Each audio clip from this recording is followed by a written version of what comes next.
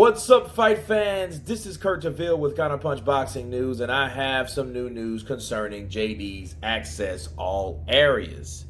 In Camp with Andy Ruiz and Anthony Joshua, episode 1. It was very informative. This shows that these guys are in Saudi Arabia. I think Andy Ruiz, kind of made a quiet introduction into Saudi Arabia, but they're both there now.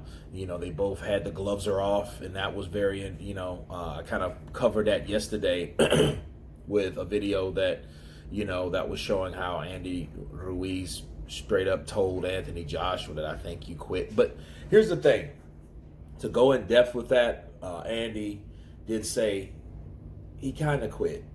See, that kind of shit, that's that classic Andy Ruiz. Because he's real passive and not aggressive. He's real, lackadaisical. And he says certain things. Like, he didn't really say, yeah, I think you quit. Motherfucker, I think you quit. I think after the 4th time, you didn't want no more of it.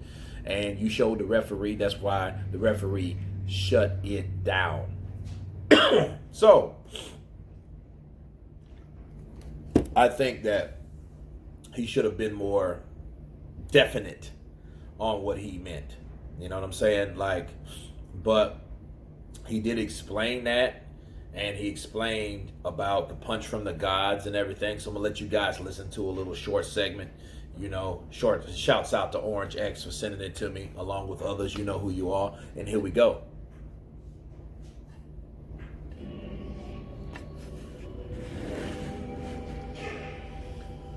When I got up, he got me with the perfect right hand that could have just knocked anybody out with it. And I think having that will and that will wanting to win and wanting to bounce back, I think that helped. But after I knocked him down, I'm like, yeah, man, I really came. He knocked me down. I got up, I knocked him down, and I had the will to keep going and having to knock him out again. A lot of people say that was a lucky shot and this and that. I feel it was a lucky shot that he got me because I kind of got confident and I got lazy when he got me with the upper hook. Because if you see, I was just standing there and he just got me right there. There was the punch from the gods because, like I tell everybody, I've been praying, I've been telling God to help me, to give me this opportunity for so many years, and that was a punch, And he's going to continue to bless me while I give him the victory and I give him that, and that I tell people the truth, because it was a punch from the gods. When we went to Saudi Arabia, that's when me and him were going back and forth, and he was telling me that he's gonna bring it. I said, I'm gonna bring it too, bro. He's like, you said it was a punch from the gods, and guess what? It was a punch from the gods, and he's gonna be with me December 7th. And he looked at me like, all right, but I'm not. So that was Andy Ruiz explaining the punch from the gods. And like I told you guys how he explained it, he said it was a lucky punch that he caught me with, but it's not the type of lucky punch that you think it meant. Lucky punch meant he caught me with something that hurt me. In Andy Ruiz's situation, I think it was a punch that actually woke him up. Like he said, I was just standing there, I got lazy, but I think he should be thanking God that he got hit with the left hook. That punch. And that's the punch that woke him up. That's the punch that made him more alert and focused. And that contributes to having a good chin. You know what I mean? Being blessed with those attributes that you can take a punch in spite of going down the first time in your career. A lot of people go down and and it fucks with them because they're like, okay, this guy has the power to do something that no one else has done. No one else has done. So I got to do something, or I'm either going to step up or I'm going to crumble. And credit to Andy Ruiz. He stepped up. Now, what he did say in this segment also, I want to counterpunch. He said the right hand he caught him with would have knocked a lot of people out. I got to agree with him.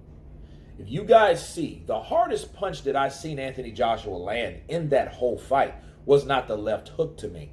It was that right when Andy Ruiz got up. And Joshua came towards him, and he caught him with a straight right. It damn near looked like the punch that Deontay Wilder caught Luis Ortiz with, because it was straight up the pipe. And the impact on that punch was like, what the hell? You know, that punch alone looked like it could have knocked him out and 10 other people that looked like him. I'm going to just be real with you. Because that punch was massive when he did that. And Ruiz stayed on his feet, stayed stable. He had his balance. He waited for the opening, and he caught him with a left hook. Now, we're talking about left hooks to left hooks. Andy Ruiz was a left hooker. This fight will be very different. It won't be anything like that. That was an uncharted fight, people. Okay, this fight here, you know, shows a lot about both guys. Now, we was looking at Joshua, and what I could see of Joshua, he was working on something that I thought he would be working on. And that's the right uppercut coming from underneath, you know, and the way they were angling the pads, that's that right hook, because Andy Ruiz, he bobs and weaves, he throws that jab, he keeps coming. Well, I see Joshua, when he does get inside, I think Joshua's going to try to make him pay with the right hook left hand. I've been seeing that throughout the sparring, or the pad work of Joshua.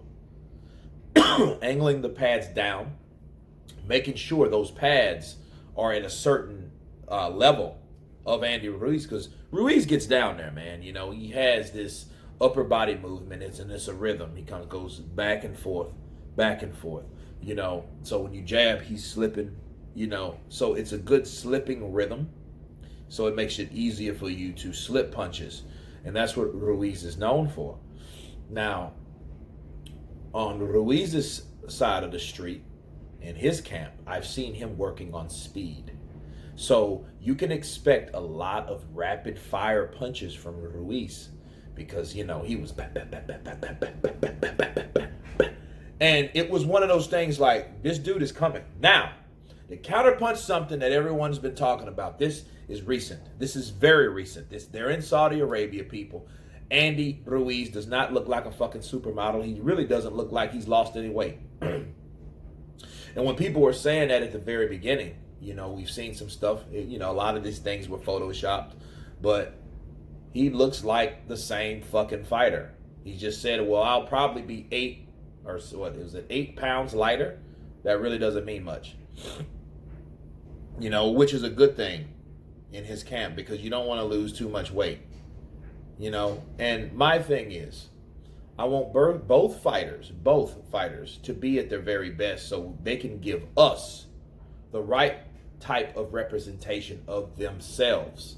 I don't want Andy Ruiz to come in 30 pounds less or lighter. That's stupid. That means he can't fight like he should fight.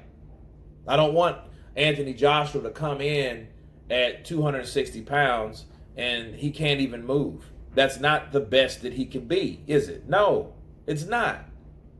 See, if both fighters come in at their 100% focus and at the best they can possibly be, that's the fight I want to see.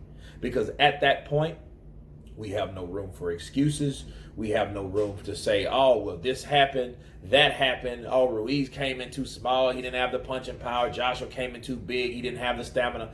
We don't have to worry about that in this situation. They both look good. They both look like they're focused and they're grinding. You know what I mean? And it looks great. I do. Shouts out to JD. Access all areas. You know, kind of sounds like all access. But it's JD's access all areas, you know, in the camp with both fighters. This is episode 1. Hopefully 2 will drop next week. I will counterpunch that. You guys tell me what you think about that. Of course, I will leave the link below. Let you guys check out the full episode. You know, tell me what you think. Of course, please subscribe. And you guys been Counterpunch. Peace.